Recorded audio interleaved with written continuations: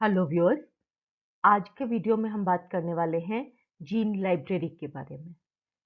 वर्तमान युग में जब जेनेटिक इंजीनियरिंग की बात होती है, जेनेटिकली मॉडिफाइड ऑर्गेनिज्म्स, एक ऑर्गेनिज्म का पर्टिकुलर जीन किसी अन्य ऑर्गेनिज्म में इंट्रोड्यूस करने की बात होती है, या किसी ऑर्गेनिज्म का कंप्लीट जीनोम में कौन से न्यूक्लियोटाइड सीक्वेंस हैं यह ज्ञात करने की बात होती है, तो इन सभी डिफरेंट जेनेटिक एप्लीकेशंस के लिए हमें पर्टिकुलर जीन्स की कॉपी चाहिए होती है। अब हर बार जब हमको कोई सेगमेंट चाहिए या कोई पर्टिकुलर जीन चाहिए, तो किसी ऑर्गेनिज्म में से उसको प्राप्त करना, उसको एक्सट्रैक्ट करना, यह बहुत टीडियस कार्य है, मनी वाइज भी और टाइम वाइज भी।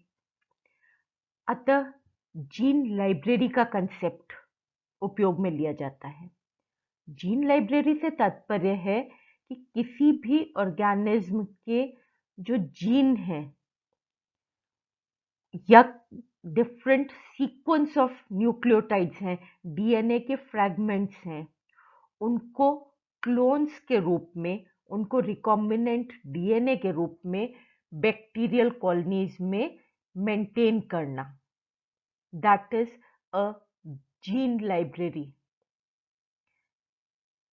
तो किसी भी जीन लाइब्रेरी को बनाने के लिए हम पर्टिकुलर ऑर्गेनिज्म जिसकी जीन लाइब्रेरी तैयार कर रहे हैं, उसके संपूर्ण डीएनए को फ्रैगमेंट्स में काट काट करके, यदि उसको होस्ट बैक्टीरियल सेल्स में इंट्रोड्यूस कर देते हैं यूजिंग पर्टिकुलर स्पेसिफिक वेक्टर्स, तो इस प्रकार से जो डेवलप्ड लाइब्रेरी है वो कहलाती है जीनोमिक लाइब्रेरी, अर्थात संपूर्ण जीनोम रिकॉम्बिनेंट क्लोन्स के रूप में मेंटेन्ड है, उसका collection of these recombinant DNA of a particular organism। और यदि हम कॉम्प्लीमेंट्री डीएनए को वेक्टर्स से जोड़ करके और बैक्टीरियल कॉलोनीज में मेंटेन करते हैं, तो हमारे दूसरी प्रकार की जीन लाइब्रेरी प्राप्त होती है, that is the complementary DNA library. तो इस प्रकार से जो जीन लाइब्रेरी है वो दो प्रकार की हो सकती है, जीनोमिक लाइब्रेरी या कॉम्प्लीमेंट्री डीएनए लाइब्रेरी। तो इस वीडियो में हम इन लाइब्रेरीज के, इन दोनों प्रकार की लाइब्रेरीज के बनाने की विधि के बारे में बात करने वाले हैं, that is construction of different gene libraries. सर्वप्रथम जो हमारा डीएनए मॉलिक्यूल है उसको हम खंडों में, डिफरेंट फ्रैगमेंट्स में काट लेते हैं, making use of a particular restriction endonuclease. Restriction endonuclease enzymes के बारे में हम पूर्व में अपने वीडियो में बात कर चुके हैं, tools of recombinant DNA technology के वीडियो में। तो स्पेसिफिक रिस्ट्रिक्शन एंडोन्यूक्लियस का उपयोग किया जाता है, और उनके साथ जो हमारा सेल है, जो हमारा ऑर्गेनिज्म है जिसकी जीन लाइब्रेरी हम तैयार कर रहे हैं, उसके सेल्स को, उसके जीनोम को पार्शियली डाइजेस्ट किया जाता है। पार्शियली डाइजेस्ट किया जाता है मतलब कुछ समय के लिए ही, ताकि उस डीएनए में जितनी भी उस पर्टिकुलर रिस्ट्रिक्शन एंडोन्यूक्लियस की रिकॉग्निशन साइट्स हैं, सभी ना टूट जाए।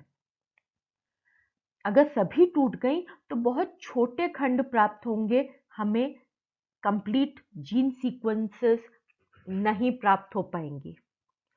तो व्हाट वी डू इज, इस प्रकार के रिस्ट्रिक्शन एंडोन्यूक्लियस यूज करते हैं जिनकी जो रिकॉग्निशन साइट्स हैं they are normally 4 base pair long, at times 6 base pair long restriction sites या रिकॉग्निशन साइट्स वाले रिस्ट्रिक्शन एंडोन्यूक्लियस भी प्रयोग में लिए जाते हैं।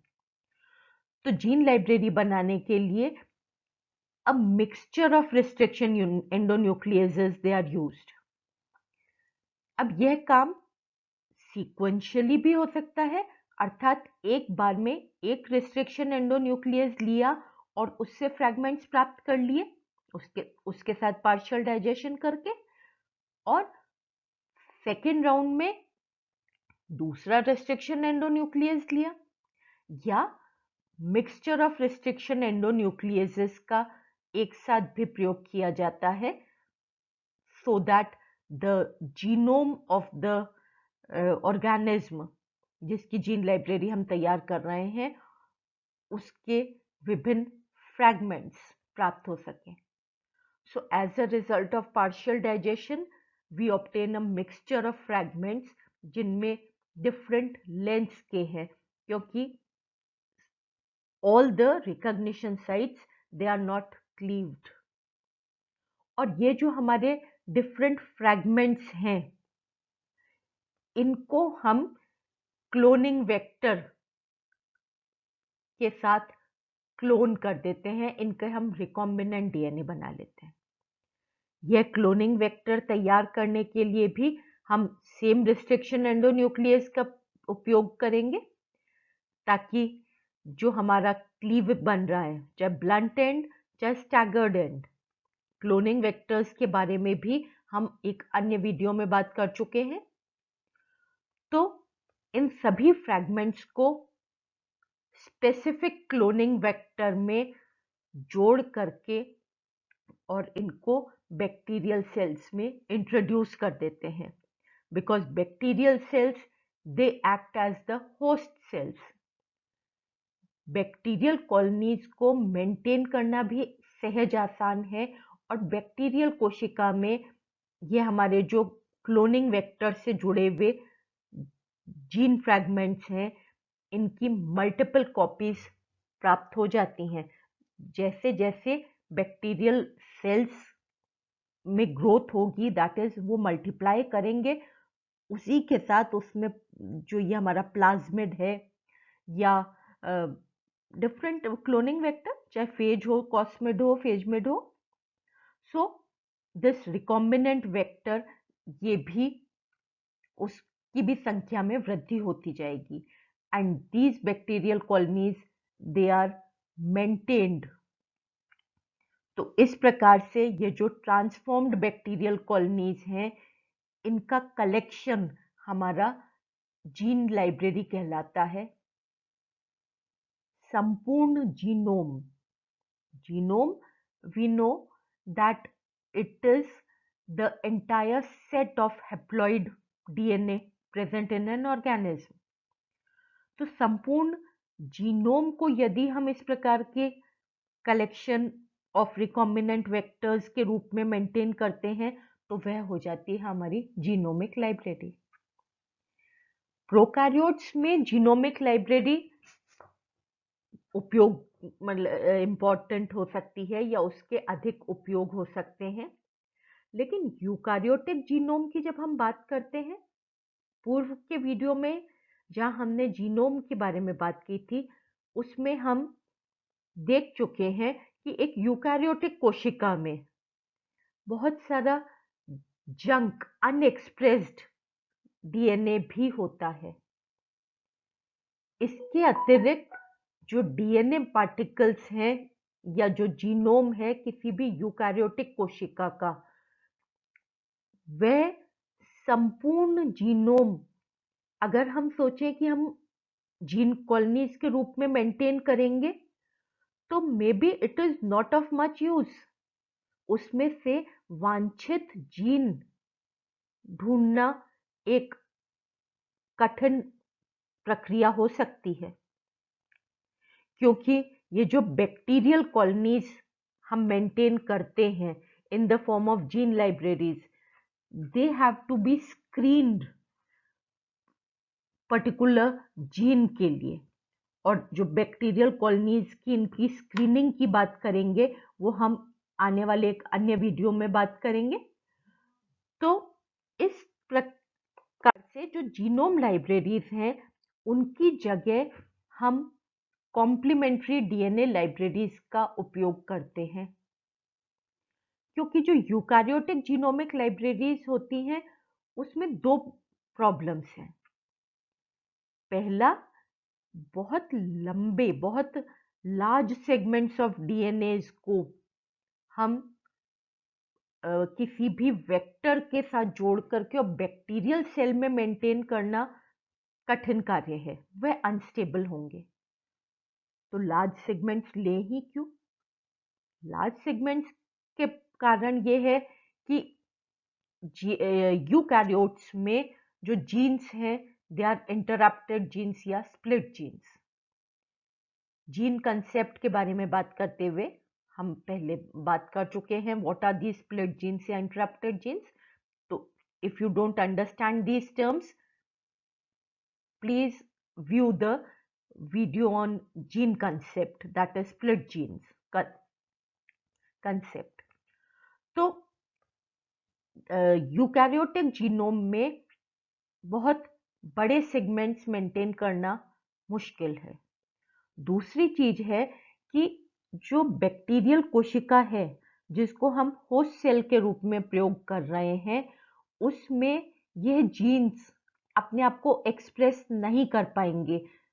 ये जो फ्रैगमेंट्स ऑफ डीएनए हैं ये अपने आप को एक्सप्रेस नहीं कर पाएंगे, कारण कि जो अपना जीन होता है इन केस ऑफ यूकैरियोट्स, उसमें बीच बीच में नॉन कोडिंग इंट्रॉन्स भी होते हैं, और ये इंट्रॉन्स और exons, that is split gene वाला कंसेप्ट, इसकी प्रोसेसिंग आवश्यक है after transcription and the bacterial host, उसमें हमारे पास यह सुविधा नहीं होती है कि हम इन इंट्रॉन्स को स्प्लाइस ऑफ कर सकें।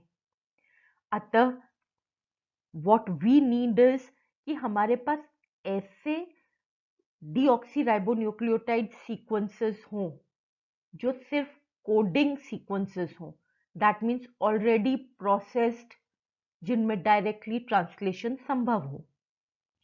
अर्थात अगर हम मैसेंजर आरएनए के समकक्ष डीएनए बना लें तो उनको क्लोन्स के रूप में मेंटेन करें बैक्टीरियल कॉलोनीज में, and such type of collection of complementary DNAs is known as complementary DNA library. तो कॉम्प्लीमेंट्री डीएनए जिसमें मैसेंजर आरएनए टेम्पलेट का उपयोग करते हुए डीएनए का निर्माण किया जाए, तो इस प्रकार के डीएनए कहलाते हैं कॉम्प्लीमेंट्री डीएनए या सीडीएनए। तो अगर हम सीडीएनए का उपयोग करते हैं तो हमारी ऊपर के दोनों प्रॉब्लम्स का सलूशन प्राप्त हो जाता है। अब ये जो कॉम्प्लीमेंट्री डीएनए हैं, इनमें यदि हम दोनों तरफ हमको लिंकर जोड़ने पड़ेंगे, लिंकर अर्थात पर्टिकुलर रिस्ट्रिक्शन एंडोन्यूक्लियस के लिए उपयुक्त रिकॉग्निशन साइट्स, जिससे ये जो हम मैसेंजर आरएनए है, ये जो कॉम्प्लीमेंट्री डीएनए बन रहा है हमारे मैसेंजर आरएनए पर, इसको हम प्रॉपर वेक्टर में जोड़ सकें, उसके साथ रिकम्बाइन कर सकें। तो प्रत्येक जीन के लिए हम कौन सा रिस्ट्रिक्शन साइट या रिकॉग्निशन साइट का उपयोग कर रहे हैं, we know it. So later on जब हमको कोई विशिष्ट, कोई पर्टिकुलर मैसेंजर आरएनए के लिए कॉम्प्लीमेंट्री डीएनए प्राप्त करना है, स्क्रीन करनी है कॉम्प्लीमेंट्री डीएनए लाइब्रेरी, तो वह भी सरल, सहज हो जाती है, because in this case we are introducing the linker sequences. इसके अतिरिक्त यह जो कॉम्प्लीमेंट्री डीएनए वर्जन है किसी भी जीन लाइब्रेरी का, उसका एक्सप्रेशन, दैट इज उसका जो प्रोडक्ट बनता है, उसका जो ट्रांसलेशन होता है, वह किसी बैक्टीरियल होस्ट कोशिका में संभव है। तो आइए देखें कि कॉम्प्लीमेंट्री डीएनए लाइब्रेरी कैसे बनाएंगे। कॉम्प्लीमेंट्री डीएनए लाइब्रेरी में हम किसी पर्टिकुलर टिश्यू टाइप के जितने भी मैसेंजर आरएनए उसमें उपस्थित हैं उनको एक्सट्रैक्ट करते हैं। First of all, that means the complementary DNA libraries, they are always specific for a particular type of tissue. इनको एक्सट्रैक्ट करने के लिए सेल्स को लाइस करेंगे, तोड़ेंगे और तत्पश्चात उसमें से मैसेंजर आरएनए लेके उसको प्योरीफाई कर लेंगे। और यह कैसे संभव है? यह संभव है क्योंकि मैसेंजर आरएनए के, हमें पता है किसी भी यूकारियोटिक कोशिका में जब मैसेंजर आरएनए बनता है तो उसमें स्प्लाइसिंग होती है। उसका जो आपका पी एंड है वो फॉस्फेट एंड, उस पे कैपिंग होती है और उसके अतिरिक्त उसमें पॉली एडेनाइल टेल जुड़ती है। इन प्रोसेसिंग के जो डिफरेंट चरण हैं इनके बारे में हम बात कर चुके हैं इन अ प्रीवियस वीडियो। सो ये जो पॉली ए टेल है, presence of poly A tail is a characteristic feature of messenger RNAs। तो किसी भी कोशिका में जब हमको मैसेंजर आरएनए ढूंढने हैं तो यदि हम पॉली टी, पॉलीथाइमीन के ओलिगोन्यूक्लियोटाइड्स का उपयोग करें तो वो इनके साथ बेस पेयरिंग कर लेंगे पॉली ए टेल्स के साथ, एंड हम सहजता से मैसेंजर आरएनएस को एक्सट्रैक्ट कर पाएंगे लाइज्ड सेल से या जो हमारे टिश्यू है उससे। तो इन ओलिगो जो आपके न्यूक्लियोटाइड्स हैं, थाइमिन न्यूक्लियोटाइड्स की, पॉलीन्यूक्लियोटाइड की जो सेगमेंट्स हैं उनको हम अटैच कर लेते हैं या तो ग्लास बॉल्स से, ग्लास बीड्स से रादर, या मैग्नेटिक बीड्स से, और उनको एक कॉलम में फ्लो करते हैं। इस मैसेंजर आरएनए को, इस सेल के एक्सट्रैक्ट को, जिसमें हमारे ये इनको कैप्चर करने के लिए जो ओलिगो थाइमिन न्यूक्लियोटाइड सीक्वेंसेस हैं ये उपस्थित है अटैच टू द ग्लास और मैग्नेटिक बीड। तो इस प्रकार से हम एक्सट्रैक्ट कर लेते हैं किसी भी पर्टिकुलर टिश्यू टाइप में उपस्थित सभी मैसेंजर आरएनएस को, और उन मैसेंजर आरएनएस को टेम्पलेट जैसे प्रयोग करते हुए उस पे कॉम्प्लीमेंट्री डीएनए बनाते हैं। जो मैसेंजर आरएनए है उस पे अगर हम चाहते हैं कि हमारा it should act as a template या उस पे नए डीएनए का निर्माण हो, तो सबसे पहले हमको एक प्राइमर चाहिए। वापस से इसकी poly A tail is of use. तो इसकी पॉली ए टेल पर यदि हम पॉली टी प्राइमर का यूज करें तो we will get this 3 prime free hydroxyl group जिस पे डीएनए सिंथेसिस संभव है। और आरएनए पर डीऑक्सीराइबोन्यूक्लियोटाइड्स, कॉम्प्लीमेंट्री डीऑक्सीराइबोन्यूक्लियोटाइड्स जोड़ने के लिए एक विशिष्ट एंजाइम चाहिए, क्योंकि नेचर में यह जो रिवर्स ट्रांसक्रिप्शन है यह रेट्रोवायरस में होता है। तो बाय मीन्स ऑफ या with the help of enzyme reverse transcriptase, messenger RNA के ऊपर कॉम्प्लीमेंट्री डीऑक्सीराइबोन्यूक्लियोटाइड्स की सीक्वेंस जुड़ती चली जाती है and we get the single strand of a DNA molecule. और इस कॉम्प्लीमेंट्री डीएनए में एक ओवरहैंग होता है। इस ओवरहैंग को हम तोड़ देते हैं या क्लीव कर देते हैं with the help of enzyme S1 nuclease. यह जो ओवरहैंग है ये सर्वप्रथम प्राइमर का काम करता है, because again it has got this 3' and, और डीएनए पॉलीमरेज की सहायता से हमारे जो कॉम्प्लीमेंट्री डीएनए है उस पर सेकेंड स्ट्रैंड का निर्माण हो जाता है। और जब डबल स्ट्रैंडेड डीएनए बन जाता है तो यह जो लूप बन रहा है इसको तोड़ने का काम हमारा कर रहा है S1 nucleus. It is a type of exonuclease, sorry endonuclease, क्योंकि ये बीच में से आपका लिंक तोड़ रहा है, फॉस्फोडाइस्टर बंध तोड़ रहा है। तो इस प्रकार से बाय मेकिंग यूज ऑफ आपका reverse transcriptase enzyme followed by removal of this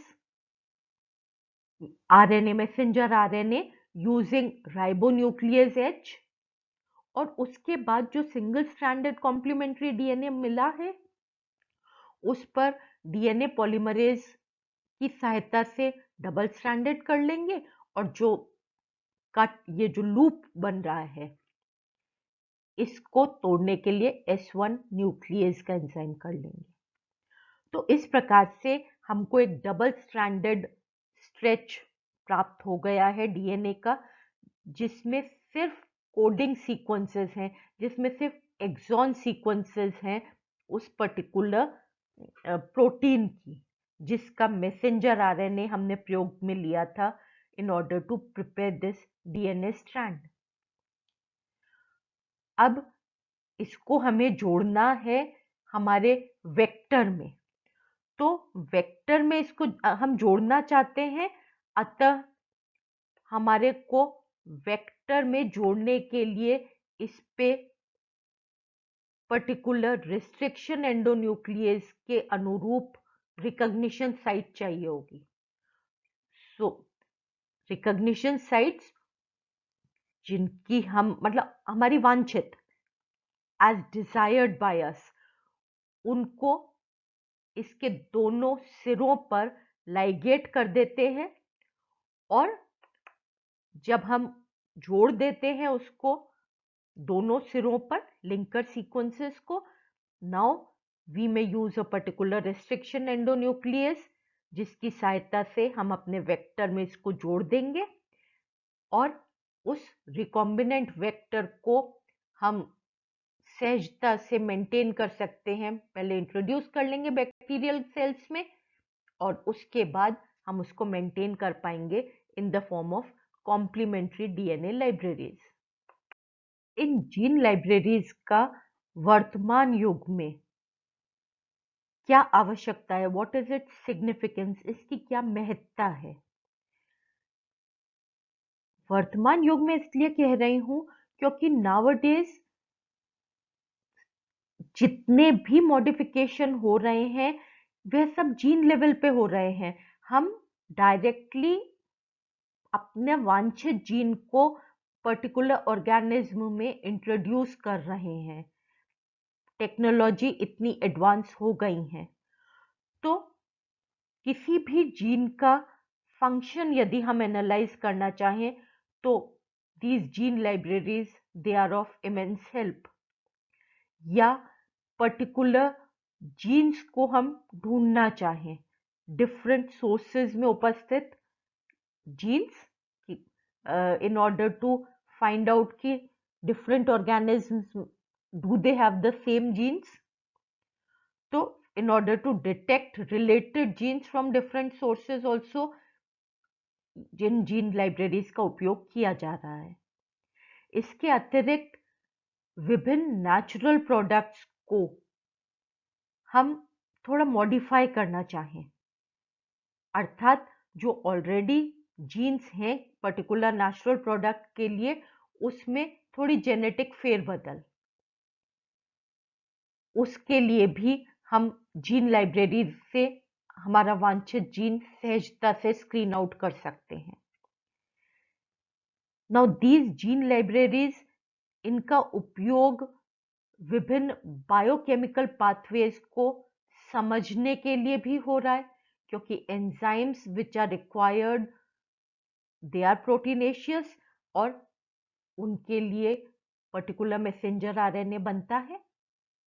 तो बायोकेमिकल पाथवेज को वर्कआउट करने के लिए भी आजकल जेनेटिक इंजीनियरिंग का या जीन लाइब्रेरीज का उपयोग किया जा रहा है।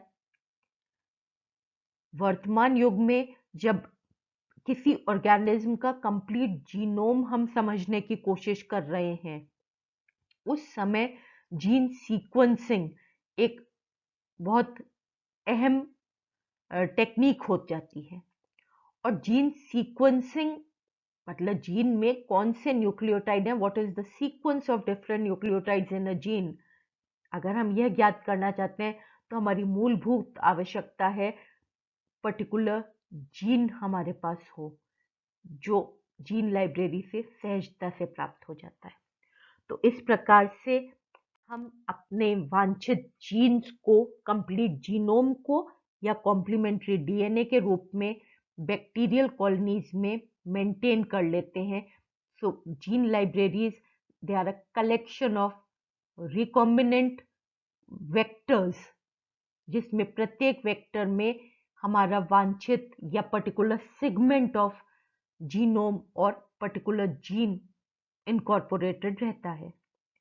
अब नेक्स्ट हमारी जरूरत होती है कि बैक्टीरियल कॉलोनीज की स्क्रीनिंग कैसे पहचाने कि हमारा वांछित जीन या जो हम जीन इस समय किसी पर्टिकुलर मोमेंट ऑफ टाइम पे जा रहे हैं उसको हम कैसे आइडेंटिफाई करें।